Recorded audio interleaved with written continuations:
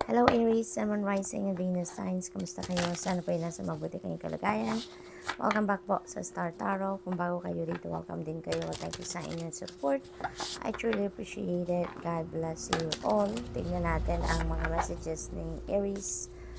Una mensahe ni Aries ay the Creator. Ayan. So Aries, maaaring ang iba sa inyo dito, before the reading, siguro meron kayong guidance na hinihingi from the divine, maaaring nagdadasal kayo for confirmation or something na makakapagbigay linaw sa inyo if the decision that you made is the right decision, or kung siguro may tinatanong kayo kung tama ba ang gagawin ninyo, tama ba ang path na tatahakin ninyo, yung mga ganon, and the answer, this could be the answer to that, and the answer is no.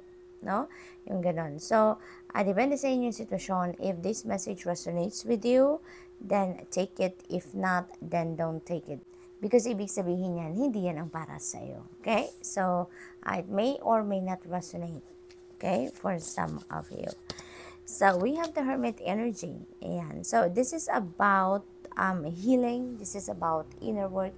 This is about solitude. This is about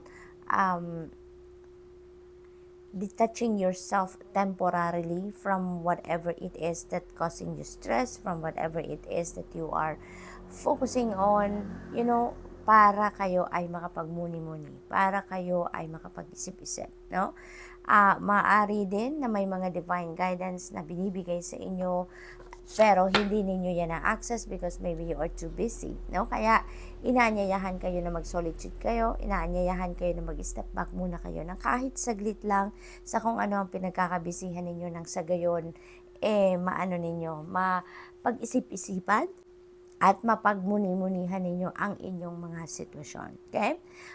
It is also possible, Aries, na sobrang pagod na kayo sa ngayon, kaya inaanyayahan kayo na mag-solitude kayo, na take a breather muna kayo, nang sa gayon, makapagpahinga kayo, Yung ganon. It is also possible that you are dealing with with a Virgo, dahil si Hermit energy is a Virgo energy, maaari din ganon, or maybe you have a Virgo placement in your chart, kaya nag-appear sa reading ninyo si Hermit. So, maaring ganon ang ganap. Your next message is Ace of Cups. Napakaganda. Napakaganda na mensaheng ito para sa inyo because Ace of Cups is a new beginning energy. At ang mga sitwasyon dito sa buhay ninyo na maaring magbago or magkakaroon ng pagbabago could be iba-iba, Could be in various areas of life, or could be sa lahat, depende sa inyong sitwasyon. This could be in love and romantic relationship, could be a new friendship, this could be a new beginning in your finances, in your career. Depende sa inyong sitwasyon, depende sa inyong pangangailangan. Kasi this is blessing, Divine blessing na ibibigay sa inyo. This is divine blessing na ipaparating sa inyo ng divine universe. At kung ano man ang kailangan ninyo sa ngayon, yun ang areas, kumbaga yun ang target areas, na magkakaroon ng pagbabago. Yun ang target areas na kung saan doon linked yung mga blessings na parating sa inyo. So, that is possible for some of you, Aries, okay? Kung ano man ang mga biyayang parating sa inyo that could come in abundance, overflowing of blessings ito na parating sa inyo, and that could be more than enough for you, and that could be more than enough for the people that you love, at bibigay sa inyo ng sobra-sobra so that you would also have extra para makatulong ka din sa iba, So, we also have 8 of Cups. Napakaganda nito because this is also a new beginning energy. Kasi, meron kayo ditong iiwanan, meron kayong isasarang pinto dito.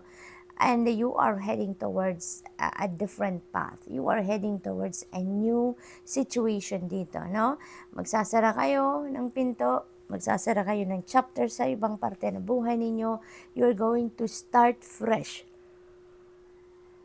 dito, and where you are heading, kung saan man kayo kung ano man ang babaguhin ninyo, kung saan man kayo patungo dito, pakiramdam ninyo doon kayo magiging masaya, doon kayo magkakaroon ng contentment, doon kayo magkakaroon ng fulfillment, yung ganon, no? So this is you heading towards your happiness. This is you heading towards a new beginning then na kung saan you will be filled with joy. Ganon din si Ace of Cups, you will be filled with joy. Kaya most likely, yung pupuntahan ninyo dito sa Eight of Cups energy is saan kayo maging masaya talaga. So, good luck. And that's all I have for you for today. Thank you for watching. Love and light. Namaste. Hello, Leo, Sun, Moon, Rising, and Venus signs. Kamusta kayo? Sana po yung nasa mabuti kayong kalagayan. Welcome back po sa Star Tarot. Kung bago kayo rito, welcome din kayo. Thank you sa inyong support. I truly appreciate it. God bless you all. Tingnan natin ang mga messages dito ni Leo. Pauna mensahe po ninyo ay the Ace of Pentacles energy, beautiful energy, because this is a new beginning energy in terms of your money, career, and finances. No, that could also be related to property, mga ganon. Maaaring meron kayo ma-acquire na bagong bahay, bagong building, bagong lupa, mga ganon. And this could also involve relocation. Maaaring iba sa inyo maglilipat bahay na talaga, maglilipat ng bagong condo, bagong apartment, bagong tirahan, ano? And this is also a very prosperous and abundant energy. Kaya napakaganda ng energy na to because there could be financial blessings and opportunities that are coming in sa buhay ninyo sa ngayon that is going to bring you prosperity and abundance. No? Ito yung simula, no, ng continuous flow of money sa inyo, Leo. Ito na yung simula ng pagsisimula din ninyo ng bagong chapter sa buhay ninyo na mas maluwag na kayo sa pera, mas may flow na ngayon yung pera ninyo, yung ganon. So, this could be anything. This could be an offer of a new job, additional money path, maaari din na meron ditong career or business opportunity, maaari din na meron ditong windfall of money, yung perang bigla na lang dadating. Alam mo yun, yung parang siguro panalo ninyo sa lottery or any game of chance, yung mga ganun klase ba, no, Leo? So, good luck to that, no? Good luck to that dahil ito na yung simula ng pagiging ninyo, maluwag sa pera, no?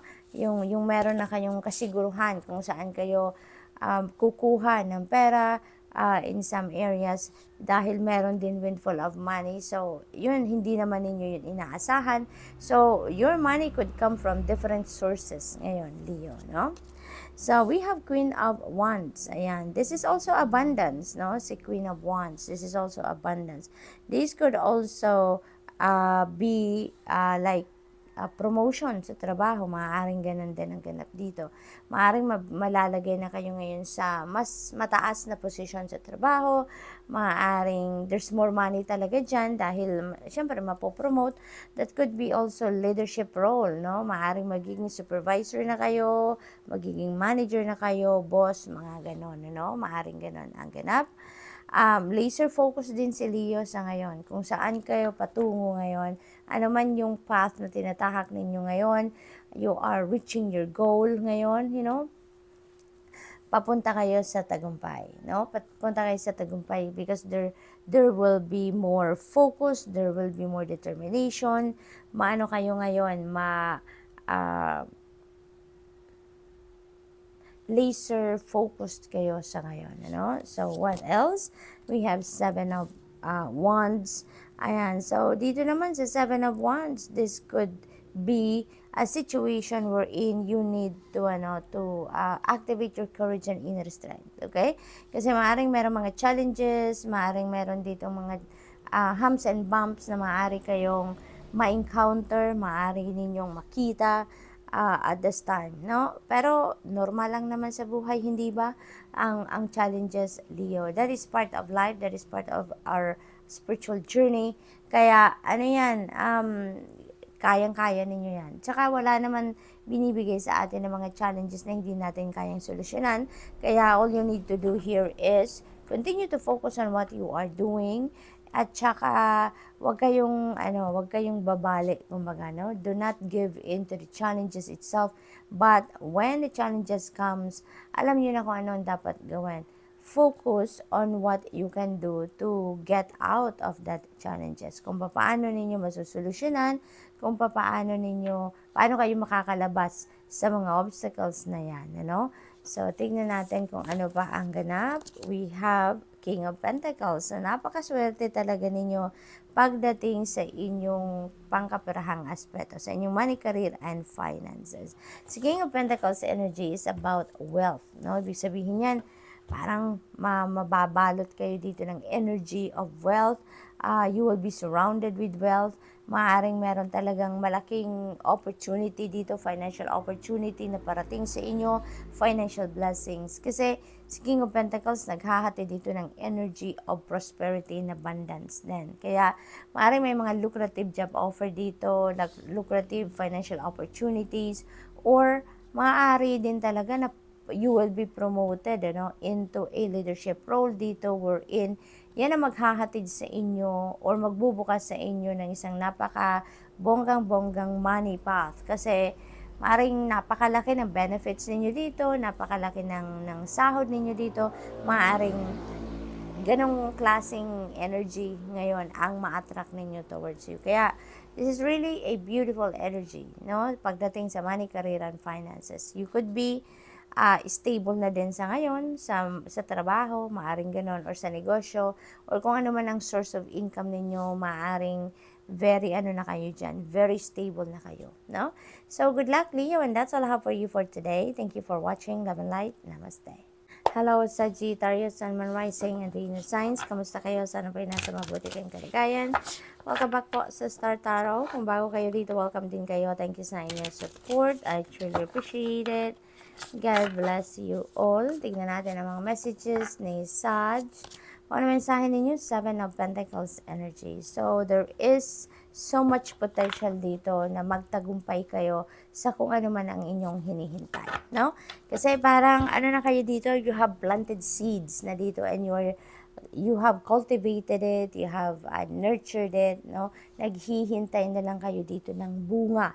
Kumbaga, kung ano man ang effort na nilagay ninyo dito. So, there is so much potential dito, kaya remain positive, no? Remain positive. Even though, sa tingin ninyo siguro, ang layo na nilakbay ninyo, ang dami na ninyong ginawa, pero there's so much effort na ginawa kayo, pero parang siguro hindi pa ninyo nakukuha kung ano man yung gusto ninyong makuha, yung mga ganun ba. Just hang on, no? Just hang on, Sagittarius, because sa 7 of Pentacles of energy, there is a promise na kung ano man yung itinanim ninyo, kinultivate ninyo, ni-nurture ninyo yan, babalik at babalik yan sa inyo, no? Makukuha at makukuha ninyo kung anong ang bunga ng inyong pagsisikap dyan. Kaya just hang on. Success is, there is success that's waiting for you there, no? Kaya lang, still in the works. Kumbaga, hindi pa tapos. The universe is still percolating something for you. Kaya, maybe this is the time for you to sit back, no? At saka magmuni-muni kayo, mag-reflection time kayo, mag-review kayo ng kung ano na ang inyong mga nagawa, no? Kasi maybe, iniisip ninyo na nagawa na ninyo ang lahat. Pero kapag nagmuni-muni kayo, kapag nag-review uli kayo, na kung ano na yung mga nangyari, maybe may maisip kayo dito na, kulang pa pala, hindi ko pa pala to nagagawa, I'm gonna give it a try, no? Maaring ganon ang sitwasyon dito for you, Sag. So, what else? We have 2 of Wands energy. This is planning stage, no? For some of you, maybe you're planning, you're strategizing, maaring meron kayo ditong iniisip din if you're going to collaborate with something, maaring nagpaplano kayo if you're going to decide na sa ngayon kung ano man yung pipiliin ninyo, kung ano yung nakahanda nang i-roll out, kumbaga, no? Maaaring ganun ang ganap dito for some of you. And also, Sagittarius, this could mean decision. So, maaaring meron kayong decision making na kailangan gawin at this time. So, we also have Temperance energy, patience, no? Patience talaga ang hinihingi dito sa inyo. So this could be related to the Seven of Pentacles energy. Dito, kailangan nyo pa magpasensya, kailangan nyo pa maghintay, no, for the right timing, because divine timing hasn't come yet, no, para dito sa kung ano ang inyong hinihintay. Kaya, diba, just hang on, no, kapit lang kayo, kasi anyways, diba, yung divine timing naman is never late, diba? It's never advanced, it's never late. Divine timing comes in the perfect time talaga, in the most perfect time. Kaya, yun ang hinihingi din sa inyo dito sa Temperance energy. Maghintay lang kayo, no? Just keep waiting, and while you are waiting, maggawa kayo ng mga what are the necessary steps that you still need to do, support your goals, to support whatever it is that you want to get, kumbaga, no, kung ano yung hinihintay ninyo. Napakahalaga din na mag-focus kayo sa kung ano man ang mga intuitive messages, guidance na nare-receive ninyo, because you never know, diba? Ginagabayan kayo ng Divine Universe of what you need to do, of what you are going to do while you are waiting. Alright? So, this could be also balance, no? Maaring may mga imbalances na ang iba sa inyo dito, Sagittarius, na nangyayari sa buhay ninyo. Maybe you're too focused on one or two things only, and maaring nanineglect na ninyo ang ibang bagay. Kaya, you're being advised here to bring the balance back in your life, no? Magmuni-muni kayo, mag-isip-isip kayo, do some kind of inner work dito, introspection, nang sa gayon, maibalik ninyo sa balanse ang inyong sarili. You can give focus to iba't ibang bagay, iba't ibang areas ng buhay ninyo, alright? So, we also have 5 of Pentacles. Ayan. So, this could be internal conflict, no? This could be internal conflict. Yung parang may struggle dito na nararamdaman siguro ang iba sa inyo. That could be dahil siguro dito sa Two of Wands, meron kayong decision making na maaring kinakaharap. Kaya siguro, yung isip at ang puso ninyo, alam mo yun, may conflict. Yung parang hindi mag-agree with each other. Iba ang gusto ng isip ninyo, iba ang gusto ng puso ninyo. Kaya maybe, yun na nararamdaman ninyo ngayon, may struggle kayo sa pagdedesisyon. So, maaaring ganun ang ganap dito, no? That could be related to money, career, finances, no? That could also be possible na relationship ito, no? Na may internal conflict kayo. Pero, you know, this is 5. 5 resonates with change. Kaya, pasasaan ba at magbabago din yan? Pasasaan ba at magkakaroon kayo ng enlightenment, clarity, and guidance dito na yun ang magagabay sa inyo on what you are going to do next, no? Kaya napakahalaga talaga na mag-muni-muni kayo, no? Na makapag-isip-isip kayo. So, good luck, Sag, and that's all I have for you for today. Thank you for watching. Love and light. Namaste.